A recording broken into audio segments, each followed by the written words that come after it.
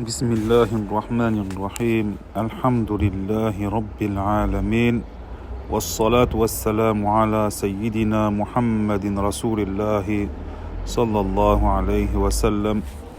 Je commence par le nom de Allah, Ar-Rahman Ar-Rahim.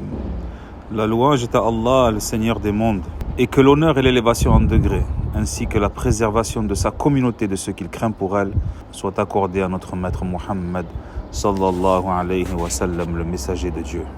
Allah, celui qui est exempt du comment, de la forme, de l'image et du temps, celui qui n'est pas contenu dans une direction, ni limité par un endroit, celui qui a fait descendre sur le cœur de son prophète sallallahu alayhi wa sallam son bien agréé, l'élu, Al-Adnani. وَمَا أَرْسَلْنَا مِن قَبْلِكَ مِن رَّسُولٍ إِلَّا نُوحِي إِلَيْهِ أَنَّهُ لَا إِلَهَ إِلَّا أَنَا فَاعْبُدُونِ. Ce qui signifie, nous n'avons pas envoyé un seul messager avant toi sans que nous ne lui ayons révélé qu'il n'est de Dieu que moi, alors adorez-moi. Allah subhanahu wa ta'ala a créé les esclaves par sa miséricorde et il les a chargés de responsabilités sans être injuste envers eux. Il a créé pour eux une seule religion et il leur a ordonné de la suivre et il leur a interdit de suivre toute autre religion que celle-là. Et il s'agit de l'islam, la religion des prophètes, des envoyés et des messagers. Allah a dit وَمَنْ يَبْتَغِ غَيْرَ الْإِسْلَامِ دِينًا فَلَنْ يُقْبَلَ مِنْهُ وَهُوَ فِي الْآخِرَةِ مِنَ الْخَاسِرِينَ. Ce qui signifie, et quiconque cherche une religion autre que l'islam, elle ne sera pas acceptée de sa part, et il sera dans l'au-delà au nombre des perdants. La religion que Dieu a créée pour nous, et sur laquelle il nous a ordonné de persévérer à jamais, c'est la religion qui ne comporte aucun manquement, aucun défaut, ni aucune imperfection.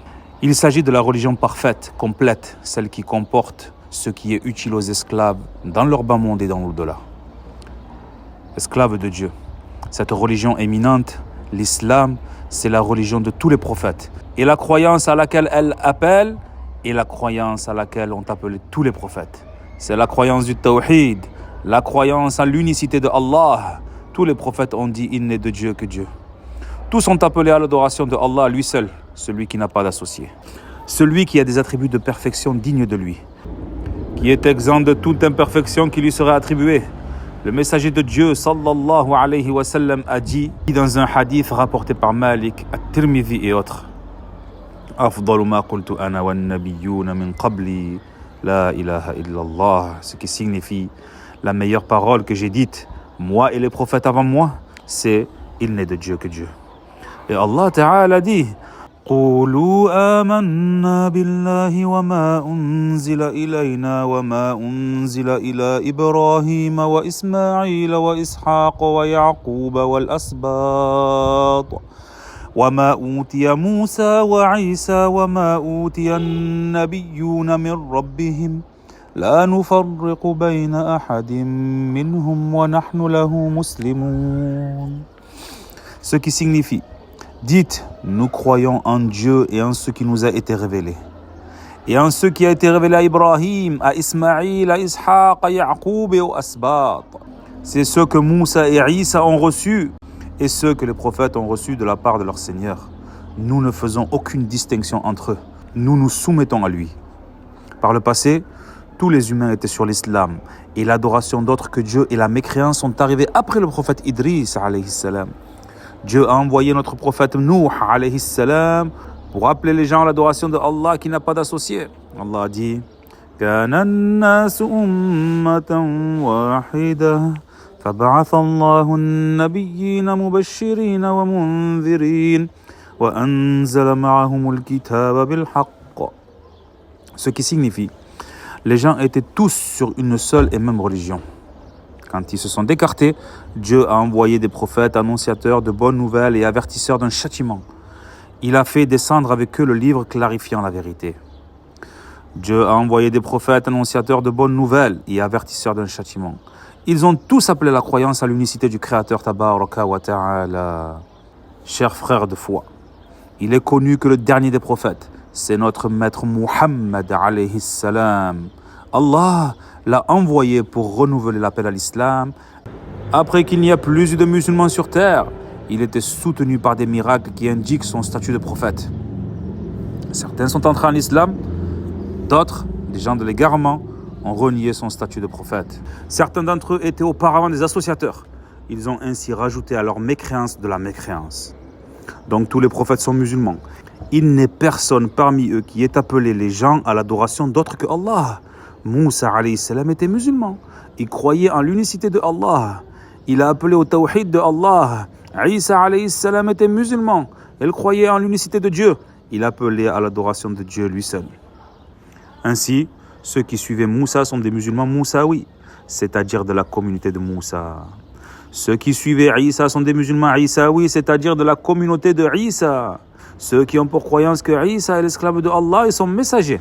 Et il est valide de dire à propos de celui qui suit Muhammad sallallahu alayhi wa sallam qu'il est un musulman muhammadi, c'est-à-dire de la communauté de notre maître Muhammad sallallahu alayhi wa sallam. Ceux qui ont cru en la véracité des messagers, ce sont ceux dont les bonnes œuvres seront agréées et leur devenir sera dans l'au-delà au paradis, la résidence de la félicité éternelle. Tandis que ceux qui ont démenti les messagers, ce sont des mécréants pour qui l'enfer a été réservé. Et quelle mauvaise demeure que l'enfer. Dieu dit وَمَنْ يَعْمَلْ مِنَ الصَّالِحَاتِ مِنْ ذَكَرٍ أَوْ أُنْثَى وَهُوَ مُؤْمِنٌ فَأُولَٰئِكَ يَدْخُلُونَ الْجَنَّةَ وَلَا يُظْلَمُونَ نَقِيرًا. Ce qui signifie ceux qui accomplissent de bonnes œuvres, hommes ou femmes, en étant croyants, ceux-là entreront au paradis et ne seront nullement lésés.